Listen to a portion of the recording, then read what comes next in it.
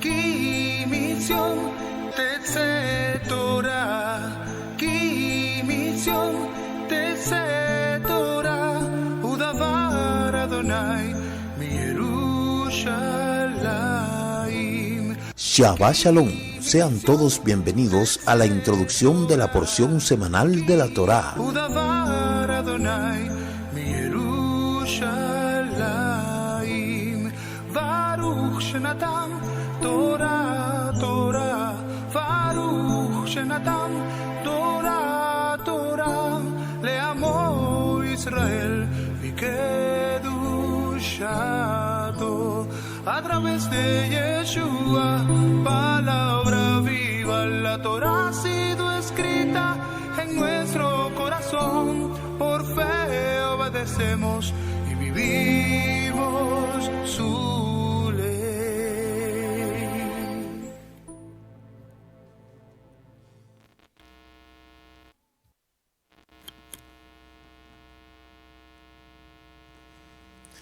Shabbat Shalom a todos.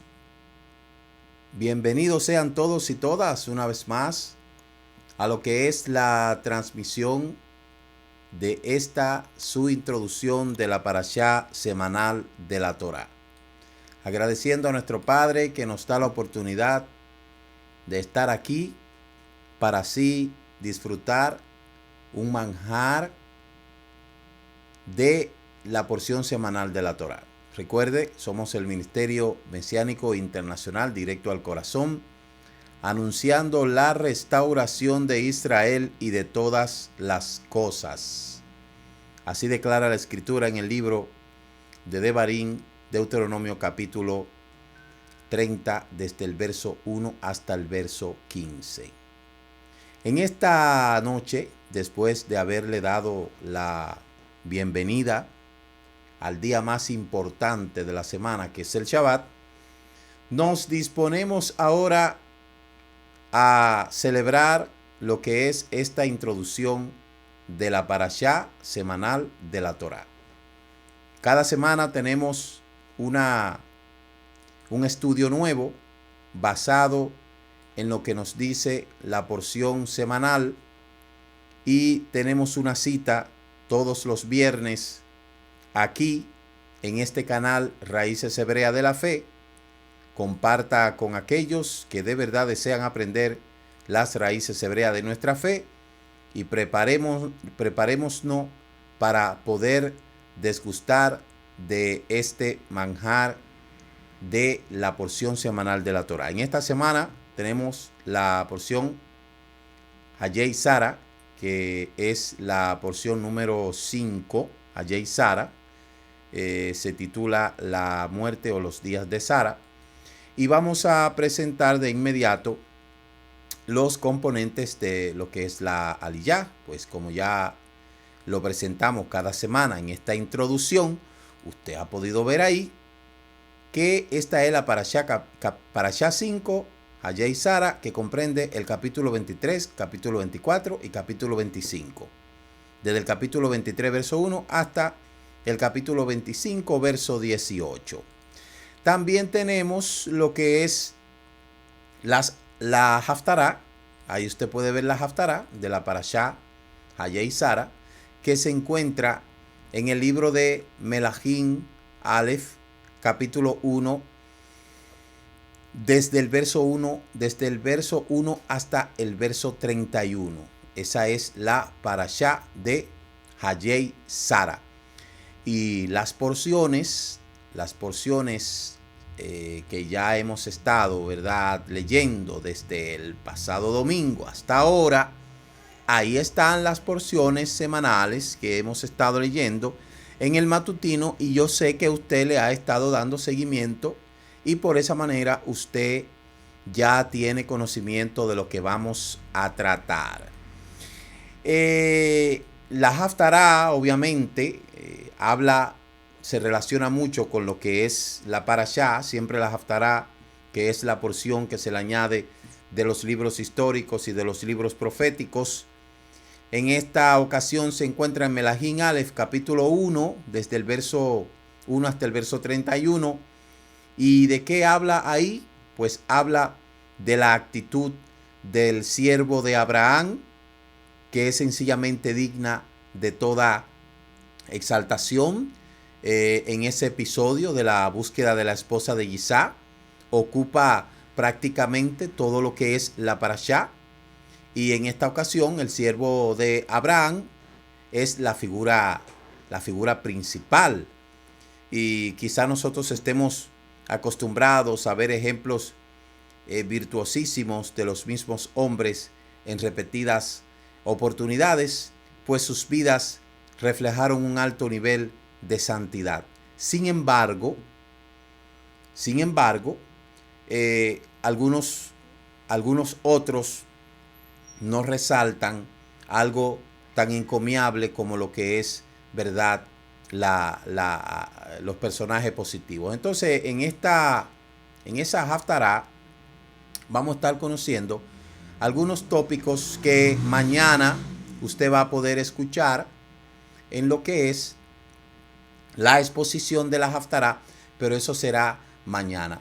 Hoy a nosotros nos toca hablar acerca de lo que es, de lo que es la porción semanal de la Torá, ya en una forma introductoria. Entonces, amados hermanos, como hemos dicho, en esta Haftará, en esta parashá, se lleva casi todo lo que es la parashá hablando de la boda de Isaac.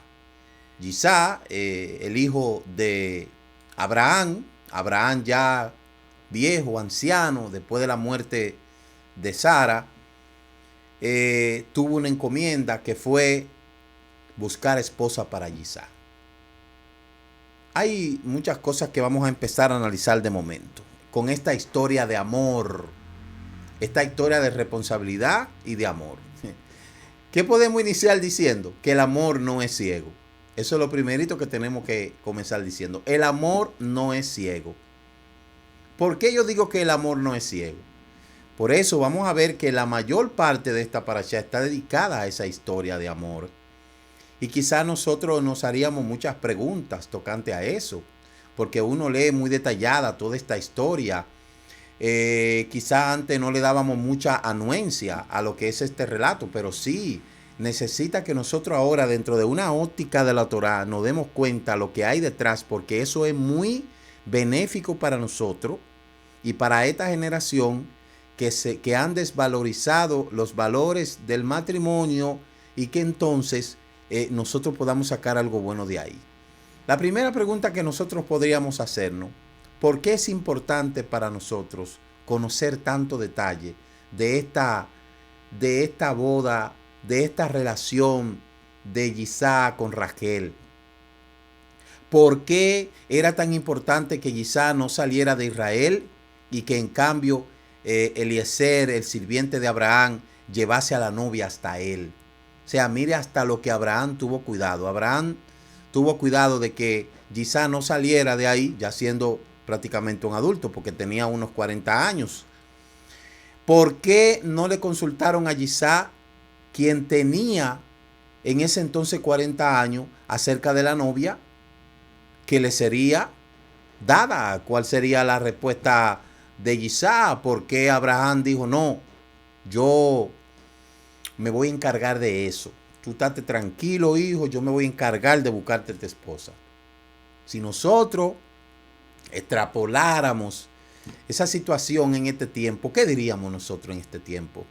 Bueno, mucha gente diría: esas son cosas anticuadas, eso ya no se usa, eso está desfasado, eso era en otro tiempo. Otros dirían: no, ya eso está abolido, cada persona tiene elección propia de elegir con quién se quiere casar, no es un asunto de los padres inmiscuirse en la relación de los hijos. Otros dirán: eso es un asunto someramente personal, y sencillamente cada cual se formularía una teoría tocante a esa decisión. Pero como decía yo ayer, antes de ayer, en lo que es la lectura de la Jaliyá, todavía en Israel se usa que los padres se encargan de emparentar a sus hijos, porque eso debe de ser responsabilidad también de los padres, si nosotros lo vemos desde un punto de vista de la Torá. Si nosotros lo viéramos desde un punto de vista de la Torá, como hablamos tanto que el hijo es responsable de los padres, de igual manera, el trabajo de los padres nunca se acaba. ¿Por qué los hijos actuales no le dan participación a sus padres de que ellos, con la debida evaluación y con la debida asesoría y con el debido conocimiento y con la debida dedicación, ellos puedan prácticamente ayudar, asesorar? Debería de ser lo correcto, pero no es así. Porque nosotros vivimos en un mundo occidental donde solamente se ha cogido de la Biblia lo que a la gente le ha gustado. Mucha gente ha cogido de la Biblia lo que le ha gustado. Las traducciones de la Biblia son una camisa hecha a la medida, una camisa genérica hecha a la medida para que todo aquel que quiera algo de ahí tome lo que entienda que necesita y lo otro simplemente lo bota. Esa es la situación. Entonces, hay que buscarle el significado a todo para poder entender esos factores que involucraron en esta historia. Tenemos que entender el significado de todo. Dice el libro de Bereshit, capítulo 24, verso 1. Ahora Abraham era viejo, entrando en años, y Elohim había bendecido a Abraham con todo. Vamos a darle un puntito a esa palabra, todo. ¿Qué quiere decir todo? Bueno, lo vamos a ver ahora. Rashi, uno de los comentaristas que más me gustan, nos informa que dado que Abraham tenía todo, porque dice la Escritura que el Eterno había bendecido a Abraham en todo.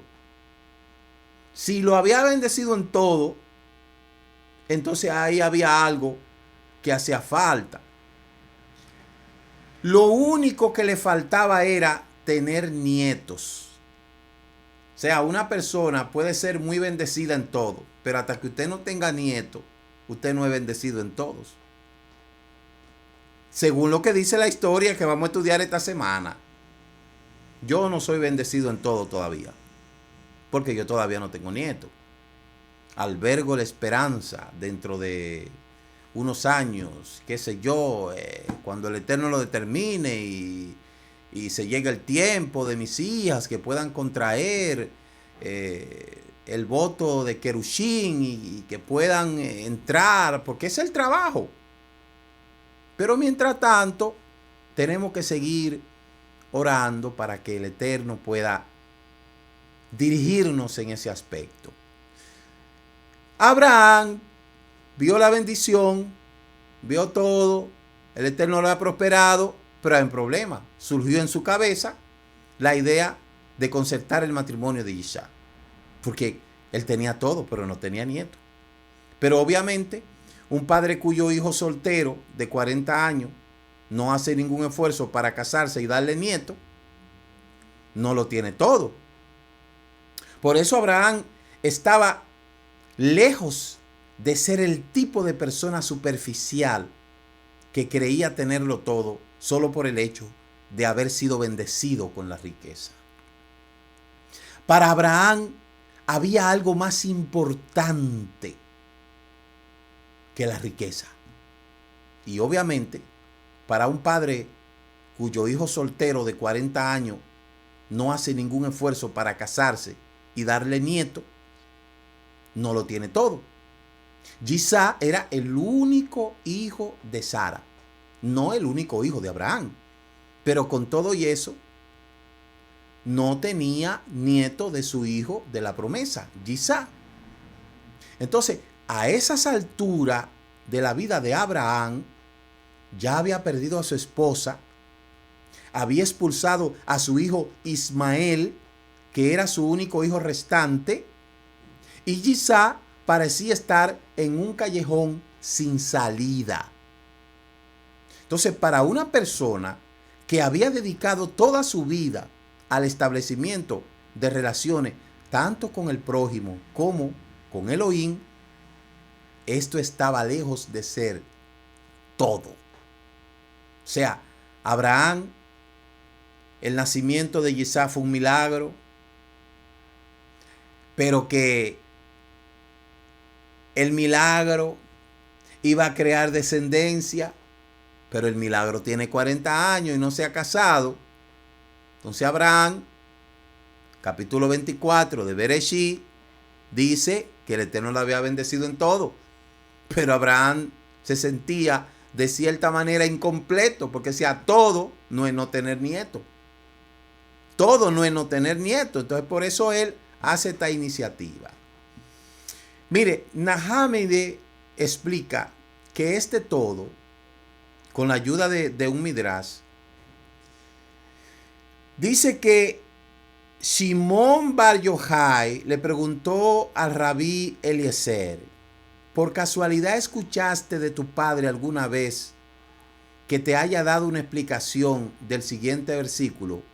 Vayan adelante y contemplen, hijas de Sión, al rey Shlomo, adornado por la corona de su madre, confeccionado para él en el día de su boda, en el día de regocijo de su corazón, como dice el libro de Cantares, capítulo 3, verso 11. Eso dice el rabí Shimon Bar Yochai. Entonces, él le dice, su padre le explicó que el versículo, de acuerdo a la siguiente parábola, el rey tenía una única hija a la cual amaba muchísimo, a quien llamaba mi hija. Luego la amó aún más y la llamó mi hermana. Su amor no disminuyó y finalmente la llamó madre. Similarmente, en el principio, Elohim amó a Israel y lo llamó mi hija. Como está escrito, escucha, hija, fíjate bien y presta atención, como dice Teilín capítulo 45, verso 10. Elohim entonces no vaciló, posteriormente descubrió a Israel como su hermana, como está escrito, la voz de mi amado toca la puerta, ábreme, hermana mía, amada mía, como dice Shal Hashirim, Cantar de los Cantares 5.2. Entonces Elohim mantuvo su amor por Israel hasta que lo llamó mi madre, como está escrito en el libro de Isaías capítulo 51 verso 4, que dice, presten atención a mi pueblo, mi madre. Entonces el rabí Shimon Bar Yochai se levantó y lo besó en la parte superior de la cabeza y le dijo, si hubiera venido a este mundo únicamente para escuchar estas palabras, habría valido la pena. Entonces, vamos a intentar bajar estas elevadas ideas a la tierra paso a paso. ¿Qué significa que Israel sea descrito como una hija, hermana o madre de Elohim? Elohim describe a un hombre en el momento de su creación como formado a imagen y semejanza. El nombre que Elohim eligió para transmitirnos esta idea es en el sagrado nombre de Elohim, es decir, Adán fue creado a imagen de Elohim. Entonces, el Raj Haim de Boloshin explica que el concepto de la imagen no implica un parecido en lo físico. Ya eso nosotros lo hemos explicado otras veces. Cuando habla de que fuimos creados a imagen y semejanza de Elohim, no tiene nada que ver con una fisionomía, porque el Eterno es incorpóreo. Y si dijéramos que el Eterno creó a Adán a su imagen y a su semejanza de una forma física, entonces tendríamos que buscar explicación a quién se iba a parecer Eva. Entonces, ese concepto no se relaciona con la fisionomía de Adán, sino con los atributos de Adán. Porque Elohim es infinito y no tiene imagen alguna.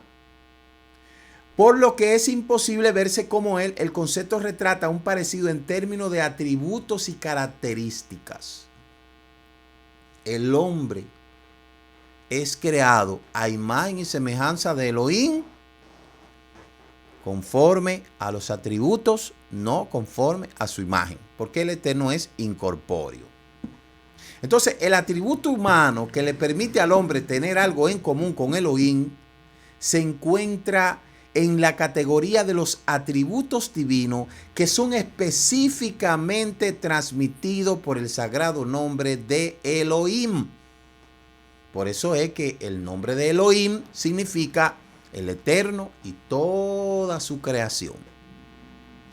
El Shulchan Aruch explica que el segundo nombre de Elohim representa la idea de que Elohim es más fuerte que toda la energía del universo. Porque por eso es que Elohim es el todo y todo es Elohim. El Rahaim explica con la siguiente metáfora que cuando una persona construye una casa de madera, él no forma la madera, sino que utiliza los materiales que ya se encuentran disponibles. Más aún cuando él termina su trabajo, logra el diseño deseado y se retira del sitio de la construcción. Entonces la casa se mantiene erigida y puede perdurar indefinidamente sin ningún aporte posterior por la parte del constructor. Elohim, en cambio, construye y es forma diferente. Sí, la creación de un hombre, de una casa, no se compara con lo que el Eterno hizo con el hombre. El hombre puede hacer una casa. Lo único que el hombre puede hacer con sus manos, darle un diseño, embellecer, pero de cierta manera, ese hombre, lo del hombre no habita en esa casa, solamente en el aspecto que tiene que ver con su utilidad, con su diseño, con su idea. Ahora, al Eterno es diferente, porque el Eterno creó al hombre y esa característica de él, en una forma diminuta, entonces se la transmitió al hombre. De cierta manera, el objetivo del Eterno es morar en el corazón del hombre. Mientras el hombre mora en la casa que hace, el Eterno mora en el corazón del hombre que hizo, conforme a imagen y semejanza. Y es ahí donde la gente tiene que entender que el Eterno no habita en ningún lugar en donde no estén las condiciones para él habitar. Pero usted se preguntará, pero Roé, pero estamos hablando de la boda de Isaac. ¿Qué tiene que ver eso? ¿Qué tiene que ver eso con lo que estamos tratando en la introducción de la parashá? Le estoy haciendo el paralelismo. Cuando Elohim creó al mundo, primero tuvo que manufacturar los materiales con los cuales el universo sería construido.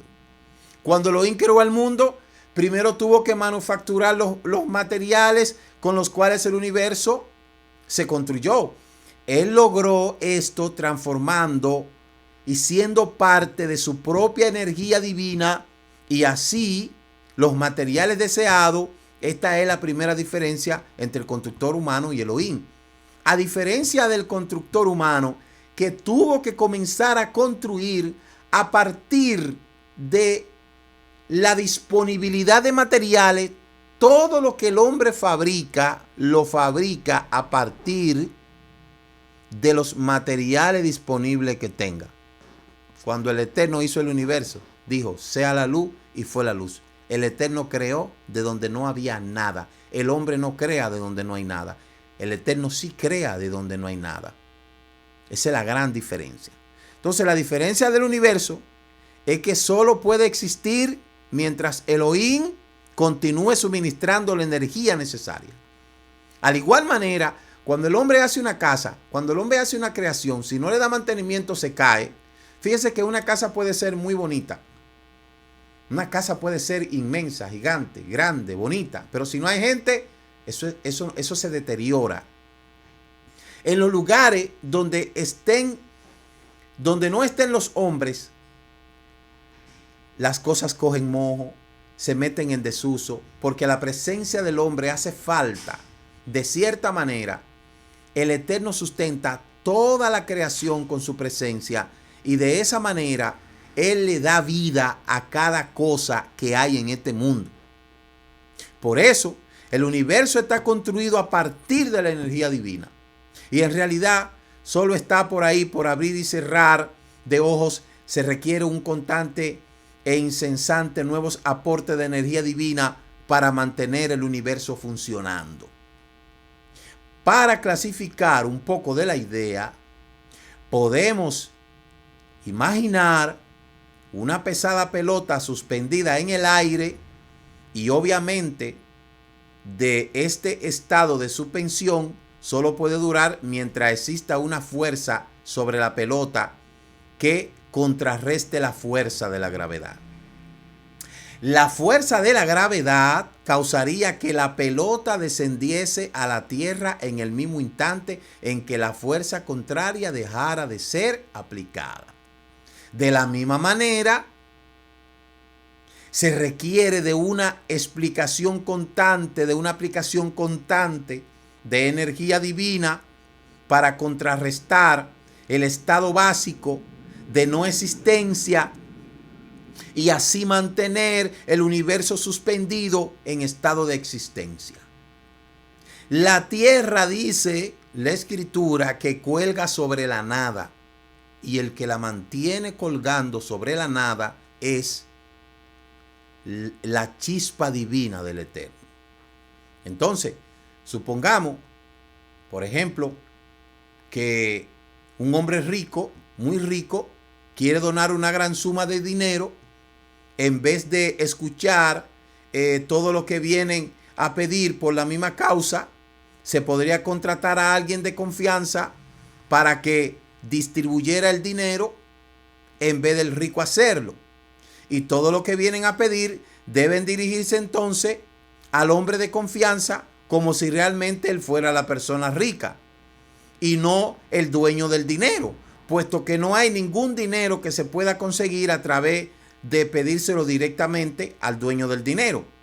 Si bien el dinero es de su dueño, el dueño puede designar a alguien que lo distribuya y que lo pueda distribuir de manera particular. Por eso, el Rahaim explica en este sentido que el hombre fue creado a imagen de Elohim. Cuando Elohim creó al hombre, tomó la decisión normativa de darle albedrío. Libre albedrío no significa que el hombre tiene la habilidad de desobedecer las órdenes de Elohim. En un nivel más profundo, el libre albedrío le otorga al hombre la facultad de tener exactamente en el mundo lo que él desea. Otorgarle libre albedrío, Elohim puso al hombre a cargo de distribuir la energía divina de la creación, y esto es una consecuencia directa de eso. Entonces, en vez de Elohim mismo, quien toma las decisiones con respecto a dónde localizar la energía divina creativa, estas decisiones le fueron delegadas al hombre. En ciertas porciones del universo que ciertamente incluye nuestro propio mundo, tanto espiritual como físico. No es Elohim quien distribuye la energía divina creativa representada el hombre, sino es el hombre. Es decir, el Eterno puso en el hombre la capacidad creativa y de cierta manera los atributos a través de su gracia o de su bondad o de su Rahamim, Bashanim y esos atributos para que el hombre entonces pueda utilizar su libre albedrío para entonces crear. Por eso es que cuando hablamos del poder de todo, como dice la introducción del capítulo 24, verso 1, que el Eterno había bendecido a Abraham en todo. Pero todo no significa que con eso Abraham estaba satisfecho, porque todo implicaría tener nieto y no tenía nieto. Entonces, con esta información podemos decir que sencillamente después de las 10 pruebas que Abraham tuvo, Elohim se sintió sumamente seguro como para designar a Abraham ser el distribuidor de ciertas cosas que había que suceder dentro del campo de las decisiones. Un hombre, después de haber pasado 10 pruebas, creo que en esta ocasión Abraham tiene la suficiente madurez para poder dirigir los destinos de su hijo. Y por eso es que le he hecho la alegoría de la creación del universo con relación a la iniciativa de la creación del hombre, con relación a las creaciones que el hombre hace conforme a los materiales que tiene a su alrededor, basado en lo que el Eterno hace sin tener la necesidad de tener materia prima. Entonces, después de todo esto, el Eterno confiaba en Abraham de que Abraham sí podía dirigir los destinos de su hijo y hacerlo de manera correcta. Entonces, Abraham aparece en esta escena. Ni siquiera hubo otro candidato de ser puesto a prueba. Cuando a Abraham le apareció Elohim, tampoco saltó para elegirlo. Lo probó 10 veces, culminando con la mayor de las pruebas, la aquedad, que era el atamiento de su propio hijo. Y solo después de esta prueba, Elohim se sintió suficientemente seguro como para designar a Abraham como el distribuidor de esas bendiciones en formas de energías positivas a través de todo en derredor.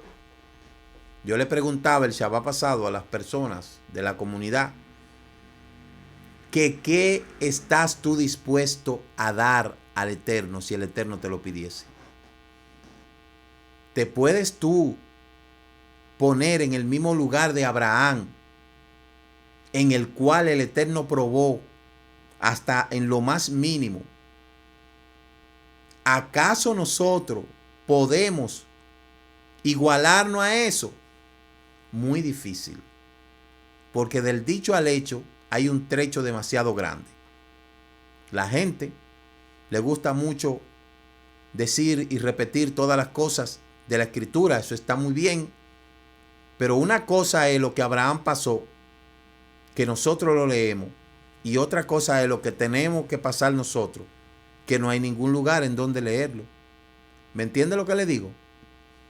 Todo lo que Abraham pasó, nosotros lo leemos. Pero todo lo que nosotros vamos a pasar, no hay lugar en donde leerlo.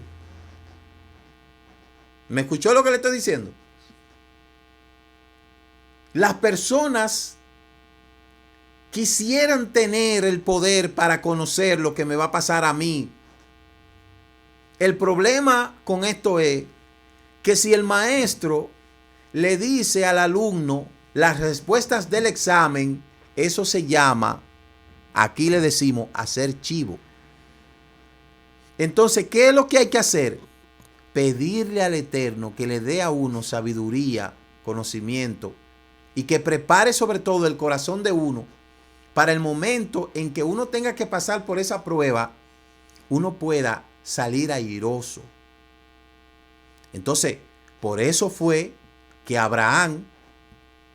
él puso a Abraham a cargo del nombre sagrado Elohim, que es el nombre que utilizó Elohim para crear el universo. En otras palabras, él le dijo a Abraham todo. En ese momento el hombre podía volver a ser descrito como formado a imagen y semejanza de Elohim. Un título que había perdido mucho su importancia desde la caída de Adán. Porque usted que viene leyendo el libro de Bereshit desde sus inicios sabe que el Eterno hizo a un hombre a imagen y semejanza, le dio autoridad, enseñorearse sobre los peces del mar, las aves y todo eso. Pero Adán falló en su cometido y luego el Eterno tuvo que ir tomando elecciones de los descendientes de Adán hasta llegar a Noé. De Noé, mire lo que sucedió, y luego entonces elige a Abraham. Entonces, cada uno de nosotros que está en este mundo, que ha conocido todo esto, y que ha ido aprendiendo cada vez más de todo esto, ahí es donde uno tiene que partir como punto de observancia. Es el comportamiento de Abraham. Porque es obvio de que el Eterno va a darle a cada uno sus pruebas. Quizá nosotros no nos den 10 pruebas porque no las podamos aguantar. Quizá otros tengan que pasar 10 más. Y así cada persona es diferente en términos del proceso que tiene que pasar. Por eso yo le digo que aquí cada persona tiene que pasar su proceso de prueba para que el Eterno pueda depositar en él esa confianza que depositó en Abraham, de tal manera que el Eterno le llamó a Abraham mi amigo. De igual manera, Yeshua le dijo a sus talmidines: ustedes ya no son mis talmidines, ustedes son mis amigos. Entonces, Elohim procedió en este mundo de forma cautelosa, dando pequeños y calculados pasos. Primero le dio al hombre este poder de todo, en la forma en la que se lo daría a una hija. Una hija está casi totalmente bajo el control de su padre. En la siguiente generación, Elohim fue un poco más lejos. A Yisá le dio este poder de todo, como se lo daría a una hermana. A alguien que está mucho más bajo tu control. Finalmente, en la siguiente generación, Elohim le dio a Jacob el poder de todo, como se lo daría a una madre. A alguien a quien no puedes controlar para nada, sino que por el contrario, generalmente puede ser gran cantidad de control sobre ti. Desde los días de Jacob, cada vez que Elohim quiere realizar algo en este mundo, él mismo debe de extraer el poder para hacerlo de los descendientes de Jacob, quienes están colectivamente a cargo del poder de Elohim. De acuerdo a Rajaim, este es el significado del versículo que dice: den poder a Elohim su grandeza que descansa sobre Israel, y su poder está en los cielos, como dice Salmo 68:35. Hay un tema que yo di que se llama los dones del Rúa y su relación con el Mishkan y su relación con los dones espirituales, donde falsamente hay un pueblo que ha sido enseñado, mal educado, diciendo que ellos son que tienen los dones del Eterno, pero ellos no se dan cuenta que para el Eterno depositar algún don en alguna persona, primero tiene que conocerlo a él, conocer su Torah, y luego demostrar que ciertamente es una persona que va a darle buen uso a esos dones. Por eso es que la mayoría de farsantes que hay en el mundo engañando a la gente con supuestos dones de profecía, como decía yo ayer, ahora mismo los falsos profetas han trasladado el fin del mundo para el 2025. Por lo menos nos han dado 3 años de descanso. Estamos en el 2021, ¿verdad? Ellos dicen que va a ser en el 2025. Por lo menos nos han dado estos años. Ya sabemos que no pueden profetizar más nada porque ya dijeron que el fin va a venir en el 2025.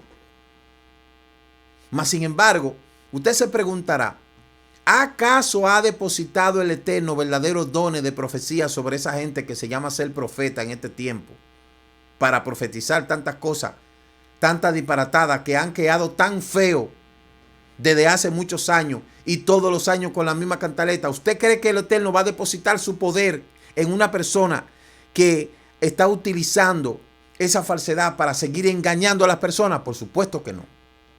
Por supuesto que no.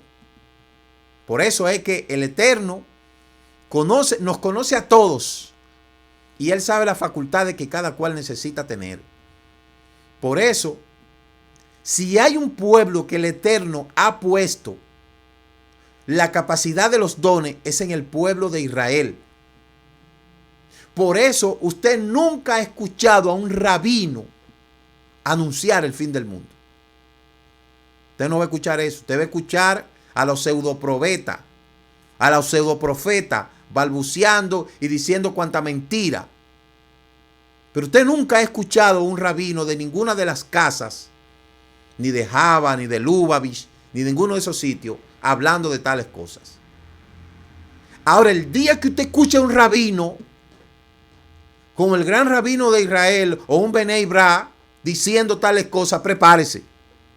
Por eso es que yo le digo que no le tenga miedo a todos esos falsos profetas que andan anunciando por ahí cosas, cuando el Eterno a ellos no ha depositado ningún don. Entienda algo para que no se vaya a confundir. El Eterno le ha dado conocimiento a cada persona, a mí, aquel. Y le ha dado la facultad de entendimiento y un nivel de entendimiento. Y aunque muchos están utilizando todo ese conocimiento para un lucro personal y para mantener a la masa embobada, el Eterno al final sabe a quién le va a llamar a cuenta y a quién no. Por eso es que yo le digo a usted que usted nunca a mí me ha escuchado hablando de tales cosas. Ni nunca me va a escuchar, pues yo no soy loco. Yo no soy loco. Y por eso como ministerio siempre hemos tenido nuestro trabajo definido. Una visión definida y una misión definida. Para eso mismo, para no jugar con la gente. Porque con el Eterno no se juega. Con el Eterno no se anda jugando.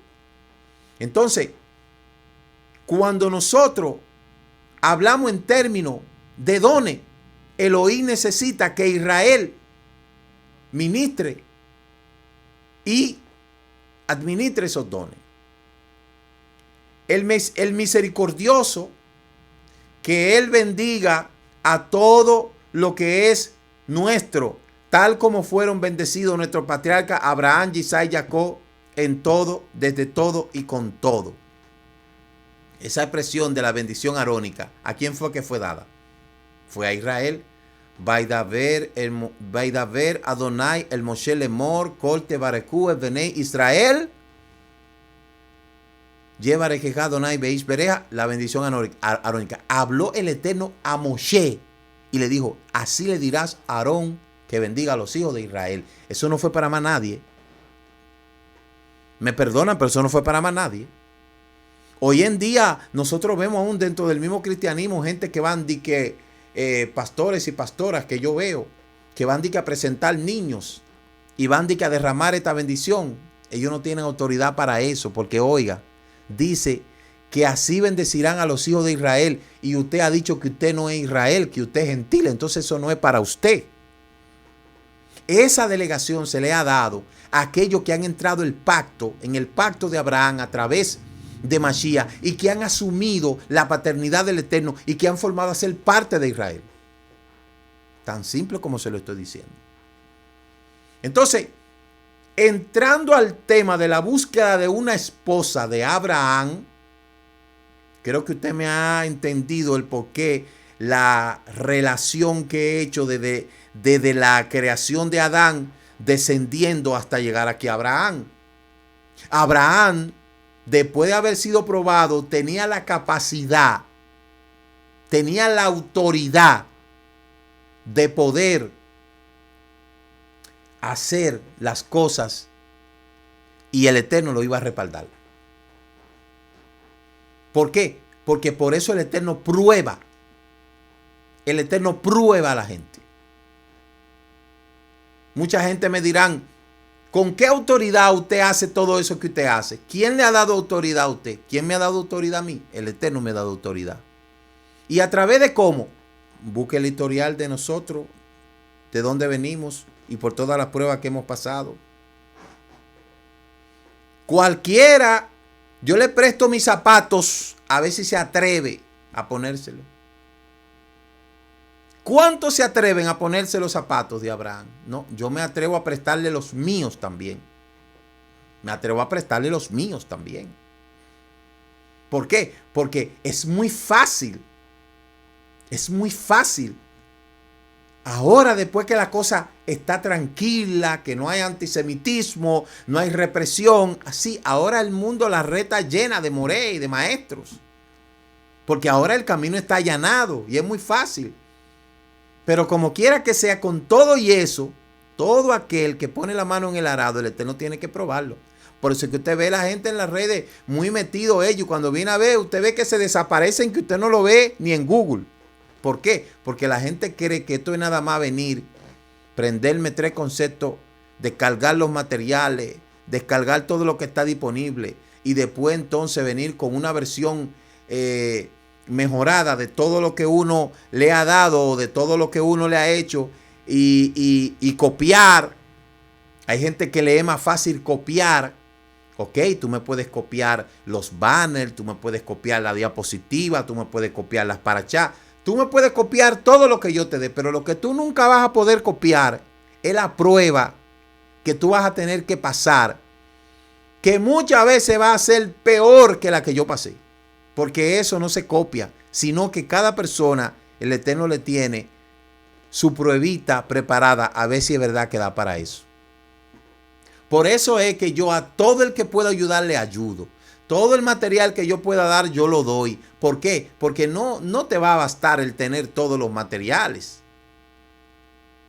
Vas a tener que pasar el trapiche del Eterno para poder el Eterno delegar en ti la función de poder esparcir sus bendiciones y de poder esparcir toda esa chispa divina que hace falta en este mundo.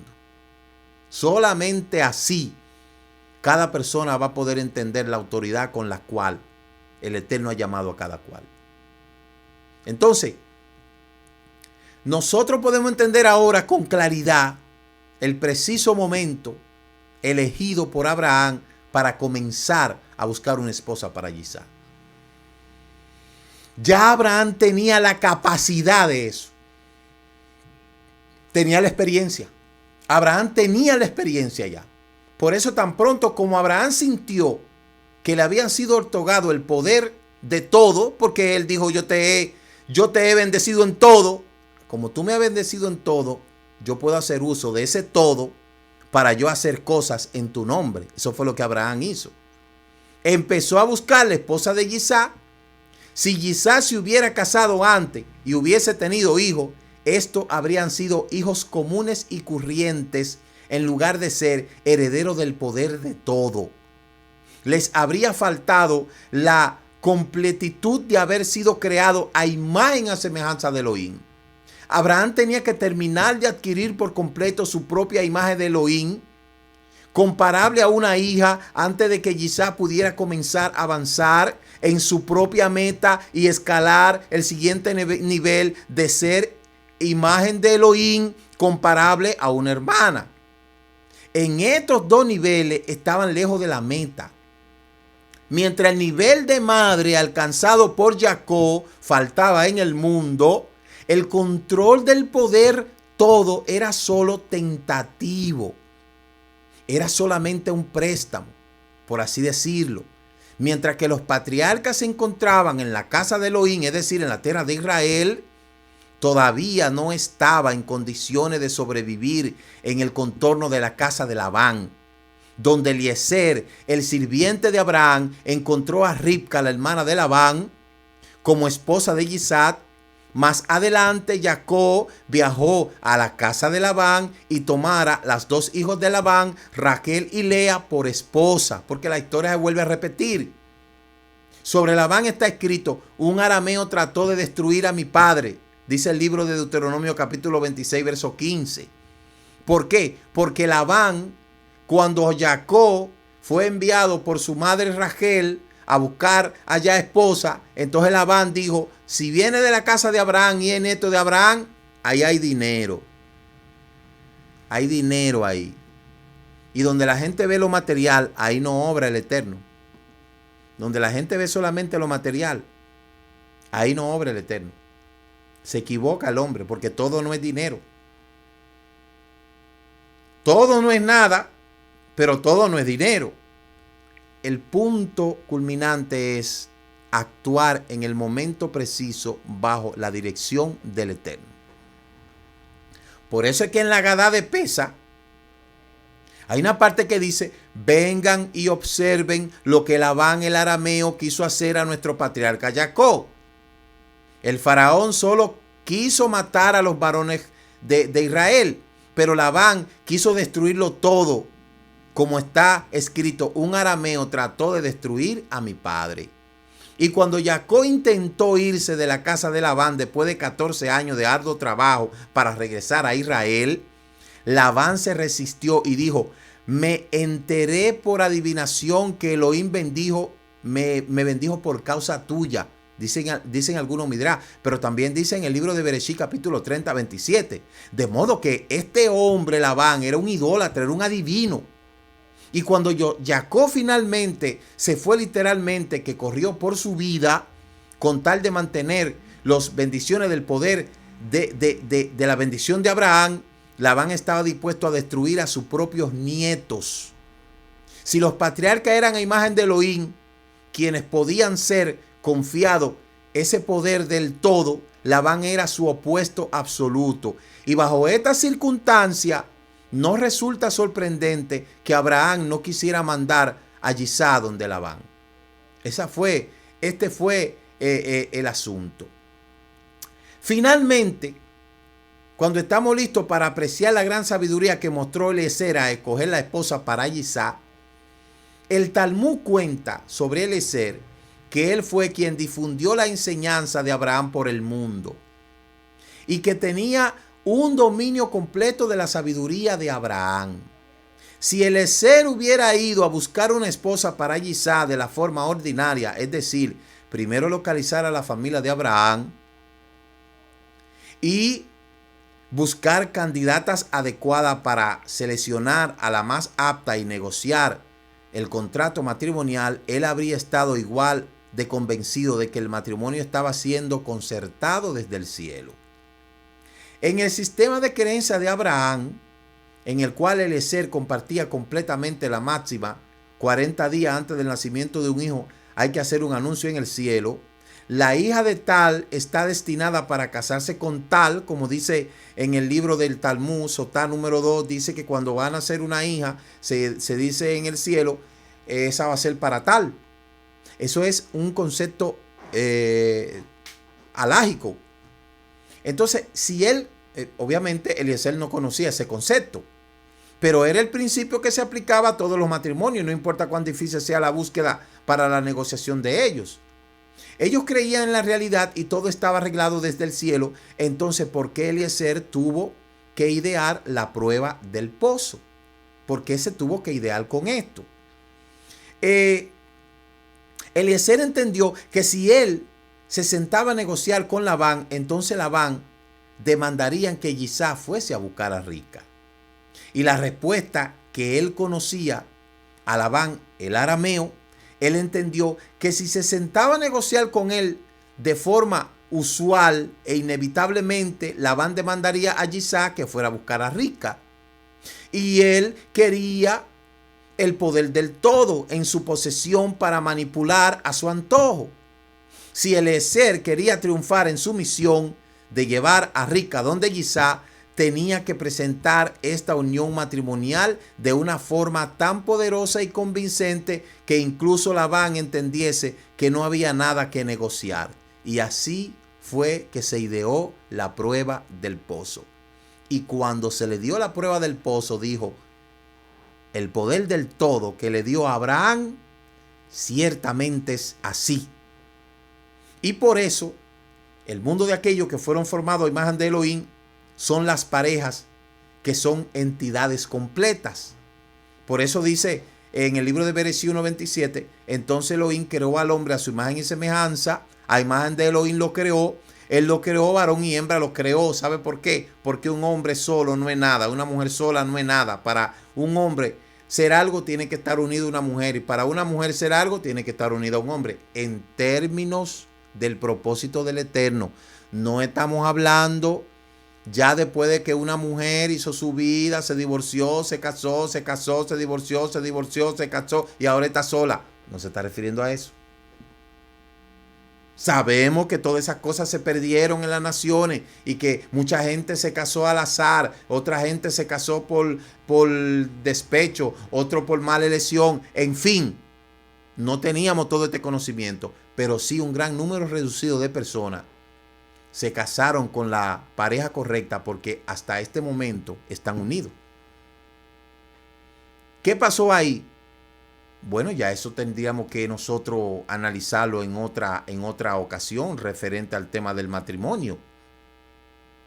Pero el caso razonable es que Eliezer, valiéndose de esa palabra que le dio a Abraham en el capítulo 24, verso 1, Eliezer tenía la capacidad, porque era un fiel seguidor de Abraham, conocía a Abraham, y por eso Abraham le delegó esa misión tan peligrosa y tan delicada.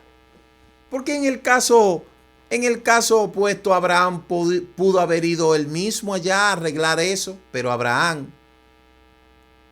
utilizó la estrategia de mandar a su siervo porque él sabía en quién confiaba. De cierta manera, Eliezer estaba conectado a Abraham. Y como Eliezer estaba conectado a Abraham, entendía cuál era el propósito. Pero otra cosa, Eliezer estaba conectado tanto a Abraham como al Eterno. Qué importante es cuando usted tiene personas a su alrededor de los cuales usted puede confiar en ellos, porque ellos conocen del Eterno. Qué bello esto, ¿eh? Y que usted no tiene miedo de delegar ninguna cosa. Usted puede delegar todo sobre personas porque esas personas lo conocen a usted, usted lo conoce a ellos y ellos conocen a Elohim. Ese es el verdadero trabajo que hay que hacer en estos tiempos. Para ese trabajo, cuando una persona me dice a mí, Roe, yo le entrego la dirección, la tutela de mis hijos, usted se va a encargar de dirigirlo, es porque ese padre, esa madre, me conocen a mí, yo lo conozco a ellos y ellos conocen a Elohim y saben que yo lo voy a conducir por el mejor camino, que siempre ha sido así. Pero eso no se da en todas las ocasiones. ¿Sabe por qué? Porque no todo el mundo es leal. No todo el mundo es leal. Hay gente que no conoce la palabra lealtad. Y es por eso que yo le puedo decir que yo tengo conocidos, colegas, compañeros, pero amigos muy pocos. Los amigos son muy pocos. Y por eso es que aquellos que me conocen a mí de verdad, pueden decir como yo soy. Los demás me pueden juzgar por mis palabras, por los videos, por lo que usted quiera. Pero el que me conoce a mí y está al lado mío es porque conoce a Elohim. Y como Elohim me conoce a mí y ellos conocen a Elohim, entonces Elohim permiten que estén al lado mío. Por eso es que yo ni voy a todos los lados, ni me relaciono con todo el mundo, ni tampoco voy a todos los lugares. ¿Por qué? Porque el Eterno conoce quién yo soy y el Eterno conoce a dónde quiere que yo vaya. ¿Se da cuenta? Entonces, eso es algo que hay que entenderlo en este tiempo para poder concertar una perfecta unidad entre el Eterno, su obra y los que estamos trabajando en esto. Es necesario que nos concertemos en una verdadera unidad. Yo por eso le digo, en este ministerio han llegado mucha gente y se han ido. Y entran y salen y se van. Y vienen por un tiempo y se van. ¿Sabe por qué? Porque ellos ni me conocieron a mí, ni yo los conocí a ellos, y ellos tampoco conocieron a Elohim. Porque el que me conoce a mí y conoce a Elohim, conoce el trabajo que hay que hacer aquí. Y esa es la gran diferencia. Por eso es que usted ve que yo no me atormento por nada. Y por eso es que usted ve que yo perdí la capacidad de asombro.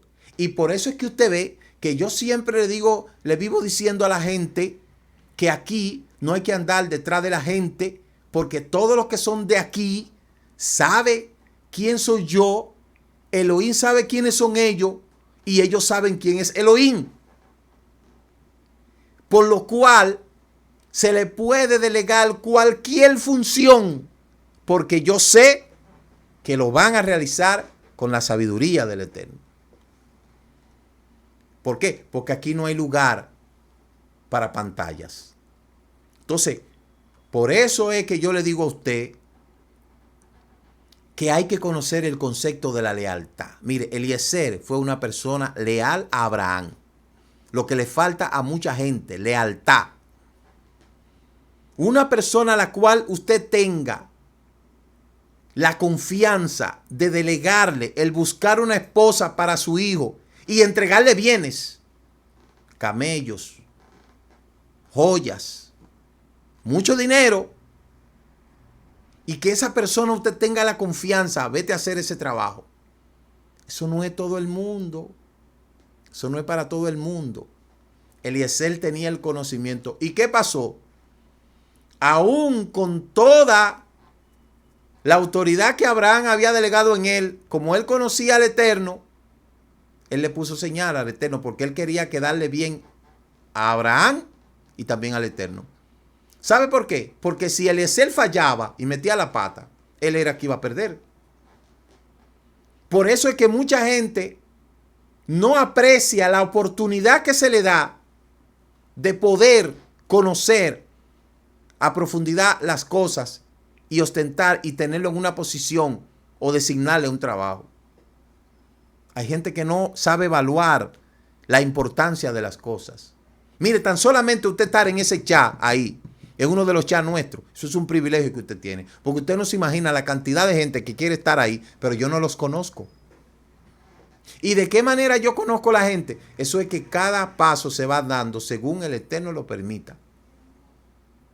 Entonces, con esto, les quiero decir que los planes que se concertan bajo la voluntad del Eterno son llevados a cabo por personas que conocen al Eterno. Y ningún pueblo va a hacer nada, ningún grupo va a hacer nada si no los une el Eterno. El Eterno es quien hace que las personas se unan. Y ahí el Eterno hace su obra. Y que dicho sea de paso, que esa unión no sea algo con un beneficio por en medio. Porque aquel que conoce del Eterno, y le sirve, sabe claramente cómo el Eterno sabe recompensar a aquellos que le aman. Entonces, ¿qué podemos decir nosotros? ¿Se llevó a cabo el propósito del Eterno?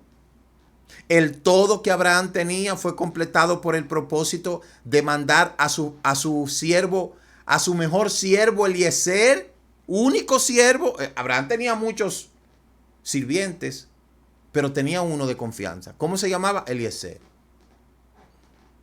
Entonces, qué importante es la lealtad. Qué grande es ser leal. Mire, si hay algo que mucha gente de este mundo necesita conocer, es el concepto de la lealtad. Hay mucha gente que necesita aprender ese concepto, ser leal. La lealtad.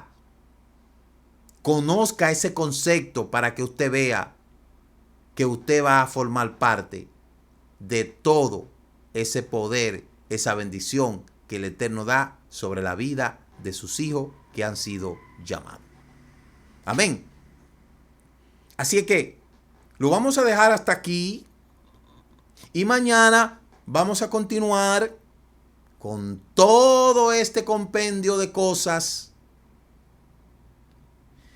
y vamos a aprender más profundo todavía sobre esta bendición que el Eterno derramó sobre Abraham por la decisión de haber designado a su siervo Eliezer para ir a hacer un trabajo tan encomiable como buscarle esposa al hijo de la promesa. Amén.